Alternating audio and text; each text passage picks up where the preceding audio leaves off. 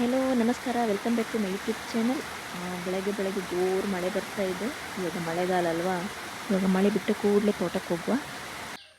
ತೋಟದಲ್ಲಿ ಆದಷ್ಟು ಕ್ಯಾಪ್ಚರ್ ಮಾಡ್ತೇನೆ ಏನೆಲ್ಲ ಇದೆ ಮತ್ತು ಹೇಗೆಲ್ಲ ಇದೆ ಅಂತ ನೋಡಿ.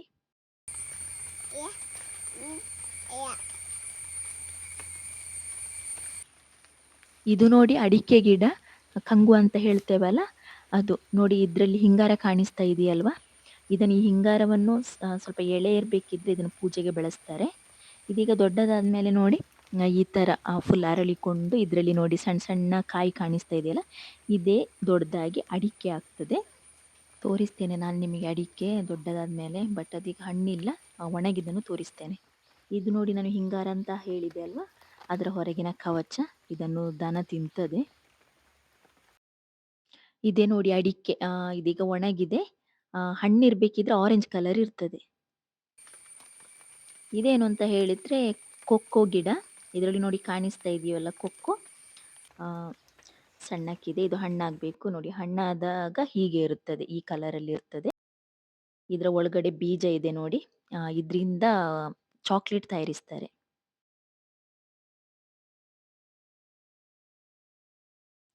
ಇದು ನೋಡಿ ಬಾಳೆ ಗಿಡ. ನಾವು ಬಾಳೆಹಣ್ಣು ಏನು ತಿಂತೇವೆ ಅದು ಇದೇ ಗಿಡದಲ್ಲಿ ಆಗುವಂಥದ್ದು. ಇಲ್ಲಿ ನೋಡಿ ಕಾಣಿಸ್ತಾ ಇದೆ ಅಲ್ವಾ ಎಲೆ, ಇದು ಬಾಳೆ ಎಲೆ. ಇದನ್ನು ಊಟ ಮಾಡಲಿಕ್ಕೆ ಪ್ಲೇಟಿನ ಬದಲು ಈ ಥರ ಬಾಳೆ ಎಲೆಯನ್ನು ಉಪಯೋಗಿಸ್ತಾರೆ. ಇದು ನೋಡಿ ಬಾಳೆಗೊನೆ. ಇದು ಬಾಳೆಗೊನೆಯ ಹೂವು, ಪೂಂಬೆ ಅಂತ ಹೇಳ್ತೇವೆ ನಾವು. ನಾನು ಕಾಲಿಗೊಂದು ಜಿಗಣೆ ಸಹ ಕಚ್ಕೊಂಡಿದೆ ನೋಡಿ. ನಮ್ಮ ಹಳ್ಳಿ ಸೈಡು ಕಾಡಿಗೆ ತೋಟಕ್ಕೆಲ್ಲ ಹೋದರೆ ಇದೊಂದು ಇರ್ತದೆ ಮಳೆಗಾಲ. ನಾನು ಬ್ಲಡ್ ಎಲ್ಲ ತಗೊಂಡಿದೆ. ತೋಡು ಸೈಡಿಗೆ ಬಂದದ್ದು, ಮೀನು ಏಡಿ ಏನಾದರೂ ಉಂಟಾ ನೋಡ್ಕೊಂಡು ಹೋಗುವ ಅಂತ. ಆದರೆ ಒಂದೇ ಒಂದು ಸಿಗಲಿಲ್ಲ.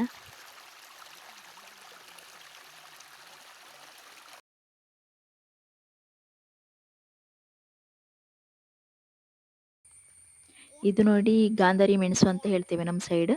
ಕೆಲವರು ಇದನ್ನು ಸಣ್ಣ ಮೆಣಸು ಅಂತಲೂ ಹೇಳ್ತಾರೆ. ನಾವು ಚಟ್ನಿ ಮಾಡಲಿಕ್ಕೆಲ್ಲ ಹೆಚ್ಚಾಗಿ ಇದನ್ನೇ ಯೂಸ್ ಮಾಡ್ತೇವೆ.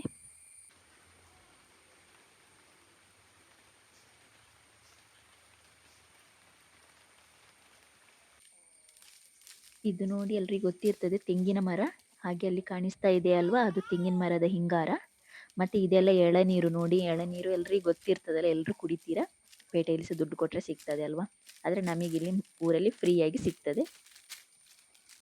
ಇದು ನೋಡಿ ತೆಂಗಿನಕಾಯಿ ಒಣಗಿರುವಂಥದ್ದು.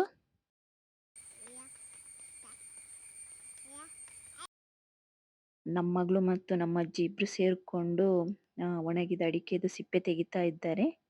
ನಾನಾಗ ತೋರಿಸಿದೆಲ್ಲ ಸಣ್ಣ ಅಡಿಕೆ, ಅದು ಇದುವೇ. ಈ ಅಡಿಕೆಯಲ್ಲಿ ವೇಸ್ಟ್ ಅಂತಲೇ ಸಿಗೋದಿಲ್ಲ, ಈ ಥರ ಒಳ್ಳೇದಿರ್ತದೆ ಅಡಿಕೆ. ಇದನ್ನು ತುಂಬ ಜನ ಸಿಂಗಾಪುರದ ಅಡಿಕೆ ಅಂತ ಹೇಳ್ತಾರಂತೆ. ನಮ್ಮಲ್ಲೊಂದೆರಡು ಇದರದ್ದು ಮರ ಇದೆ, ಅದರಲ್ಲಿ ಆಗಿರುವ ಅಡಿಕೆ. ಹಟ್ಟಿಯಲ್ಲಿ ನೋಡಿ, ಇದು ದನದ ಹಟ್ಟಿ. ಹಾಯ್ ಮಾಡಿ. ಹಟ್ಟಿಯಲ್ಲಿ ದನ ಮತ್ತು ಅದರದ್ದು ಮಗು ಅಂದರೆ ಕರು ಎರಡು ಇದೆ.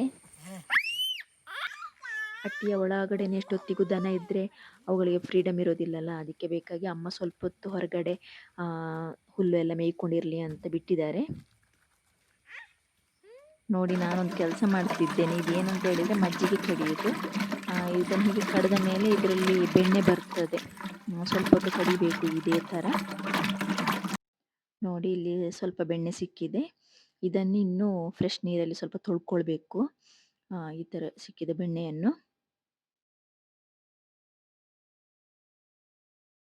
ಆಮೇಲೆ ಇದನ್ನು ಕಾಯಿಸಿ ತುಪ್ಪ ಮಾಡ್ತಾರೆ.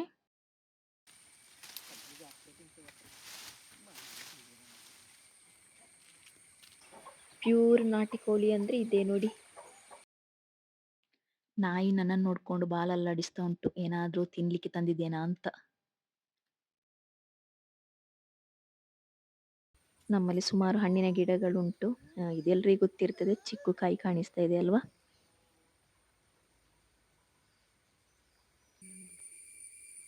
ಇದು ಯಾವ ಹಣ್ಣು ಅಂತ ಹೇಳಿದರೆ ಜಮ್ನೇರಳೆ ಹಣ್ಣು. ಇದು ಮರದ ಅಂದರೆ ಸ್ವಲ್ಪ ದೊಡ್ಡ ಮರದಲ್ಲಿ ಆಗ್ತದೆ. ಇಲ್ಲಿ ಮೇಲೆ ಹತ್ತಿ ಕೊಯ್ಬೇಕಷ್ಟೇ ಇದನ್ನು.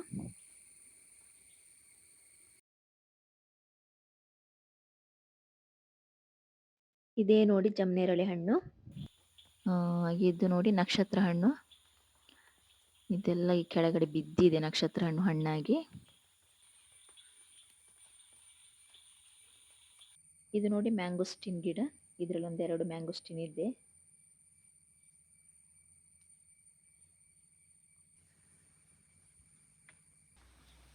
ಪೇರಳೆ ಸುಮಾರಿದೆ ಪೇರಳೆ ಮರದಲ್ಲಿ. ಇವಾಗ ಆ್ಯಕ್ಚುಲಿ ಮಳೆಯಲ್ಲಿ ಪೇರಳೆ ಹಣ್ಣಿನ ಅಷ್ಟು ಒಳ್ಳೇದಿರೋದಿಲ್ಲ, ಸ್ವಲ್ಪ ಸಪ್ಪೆ ಇರ್ತದೆ.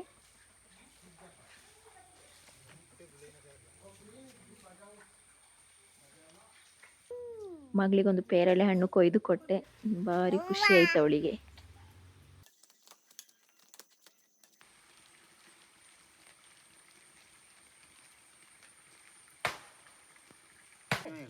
ಲಾಸ್ಟಿಗೆ ಮಳೆಗಾಲದ್ದು ಗೇರು ಬೀಜ ಗುಡ್ಡೆಯಲ್ಲಿ ಉಳಿದಿತ್ತು, ಅದನ್ನು ಅಮ್ಮ ತೆಕ್ಕೊಂಡು ಬಂದು ಭಾಗ ಮಾಡ್ತಾ ಇದ್ದಾರೆ ಸಾಂಬಾರು ಮಾಡಲಿಕ್ಕೆ ಅಂತ.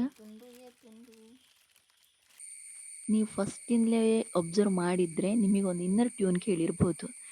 ಇವಾಗ ನೋಡಿ ಜಾಸ್ತಿ ಸೌಂಡ್ ಕೇಳಿಸ್ತಾ ಇದೆ. ಇದು ಈ ಮಳೆಗಾಲ ಈ ಈ ಪ್ರದೇಶಗಳಲ್ಲಿ ಉಂಟಲ್ಲ, ಹಳ್ಳಿ ಪ್ರದೇಶಗಳಲ್ಲಿ ಈ ಜೀರುಂಡೆ ಅಂತ ಒಂದು ಸಣ್ಣ ಒಂದು ಕೀಟ ಇದೆ. ಅದರ ಸೌಂಡ್ ಒಂಥರ ಕೇಳಲಿಕ್ಕೆ ಚಂದ ಇಂಪಾಗಿರ್ತದೆ.